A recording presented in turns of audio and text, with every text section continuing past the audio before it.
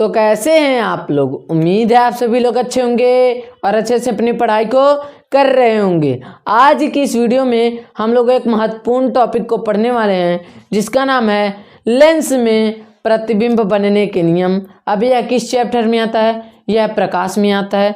प्रकाश में हम लोगों ने दर्पण में प्रतिबिंब बनने के नियम एवं स्थिति के अनुसार प्रतिबिंब बनने के नियम को पढ़ लिया है। अगर आप सभी लोग उस वीडियो को नहीं देखे हैं तो जाइए, प्रकाश के नाम से लाइट क्लास 10 प्रकाश यानी लाइट के नाम से प्लेलिस्ट बना हुआ है, जाइए उसी में है वह वीडियो। यानी कि एक ही वीडियो में क्या है? प्रतिबिंब बनने के नियम दर्पण में, और क्या चीज़? स्थिति के अनुसार प्रतिबिंब बनने के नियम, उसी में दोनों हैं। लेकिन हम लोग क्या करेंगे इस वीडियो में? सिर्फ लेंस में क्या पढ़ेंगे?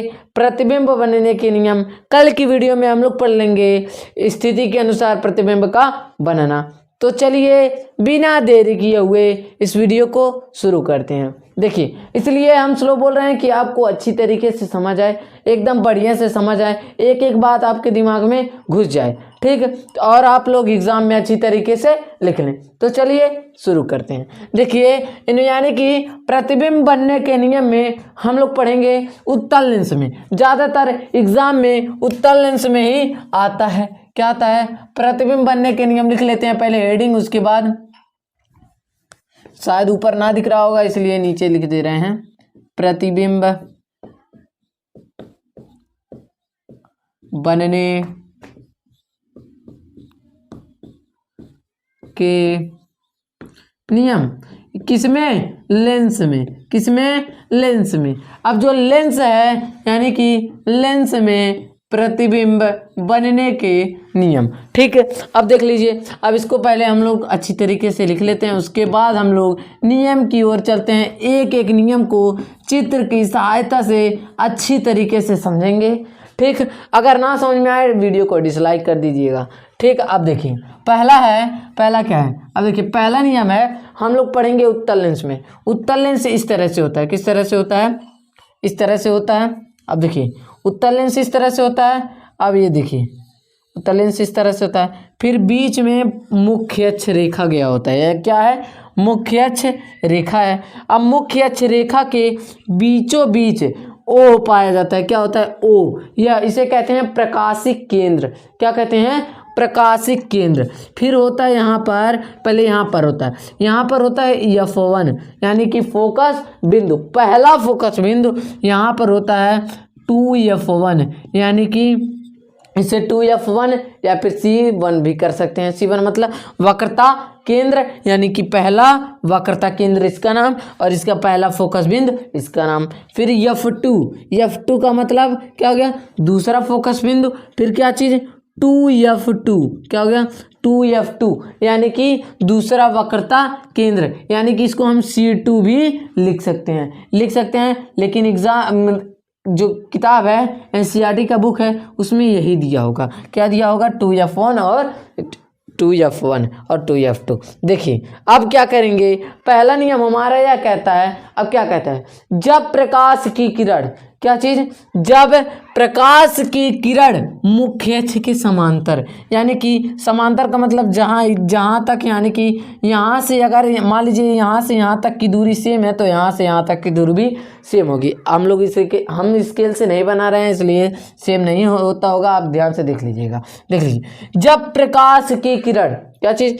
जब प्रकाश की किरण मुख्य अक्ष के समांतर जाती है, क्या इसको कह सकते हैं? प्रकाशिक अक्ष भी। कि क्या नाम? इसका नाम हो सकता है प्रकाशिक अक्ष या फिर मुख्य अक्ष। जब प्रकाश की किरण प्रकाशिक अक्ष के, क्या है? प्रकाशिक अक्ष के समांतर जाती है तो अपवर्तन के पश्चात, किसके पश्चात? अपवर्तन के पश्चात दूसरे फोकस बिंदु से होकर गुजर जाती है या फिर चली जाती है। जब प्रकाश की किरण प्रकाशिक अक्ष या फिर मुख्य अक्ष के समांतर जाती है तो अपवर्तन के पश्चात दूसरे फोकस बिंदु से होकर गुजर जाती है। पहला नियम हमारा हो गया। अब दूसरा नियम क्या है?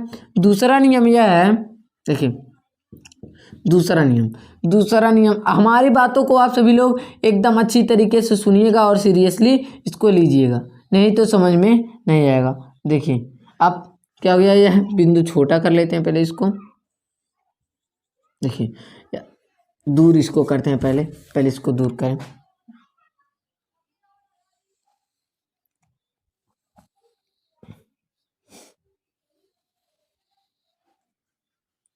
अच्छे से बन नहीं रहा है, बना लेंगे, आप लोग बना लीजिएगा। देखिए अब यहाँ पर है क्या है, प्रकाशिक अक्ष या फिर मुख्य अक्ष रेखा, प्रकाशिक अक्ष या फिर मुख्य अक्ष रेखा।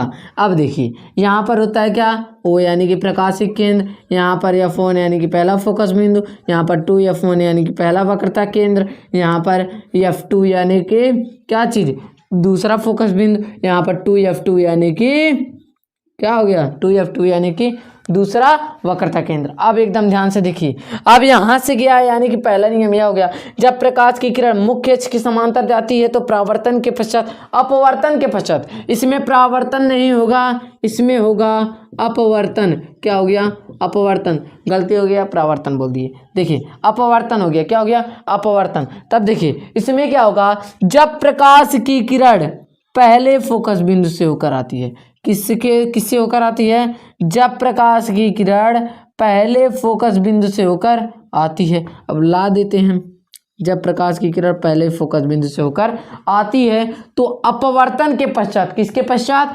अपवर्तन के पश्चात प्रकाशिक अक्ष या फिर मुख्य अक्ष के समांतर चली जाती है, प्रकाशिक अक्ष या फिर मुख्य अक्ष के समांतर चली जाती है। यानी कि जब प्रकाश की किरण पहले फोकस बिंदु से होकर आती है तो अपवर्तन के पश्चात मुख्य अक्ष या फिर प्रकाशिक अक्ष के समांतर चली जाती है। हमारा यह हो गया। अब तीसरा नियम, लास्ट नियम यही है, यानी तीसरा और लास्ट नियम। देखिए तीसरा नियम लिख लेते हैं। तीसरा नियम क्या है, चित्र इसको बनाते हैं, इसके चित्र को, चित्र बनने वाला है। देखिए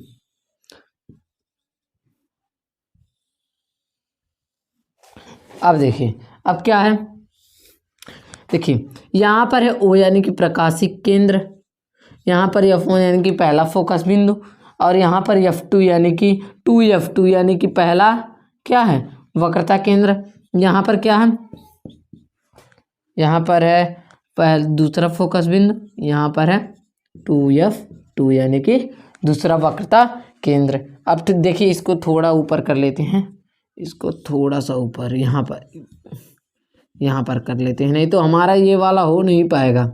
देखिए अब क्या है, यह नियम क्या कहता है, यह नियम कहता है जब प्रकाश की किरण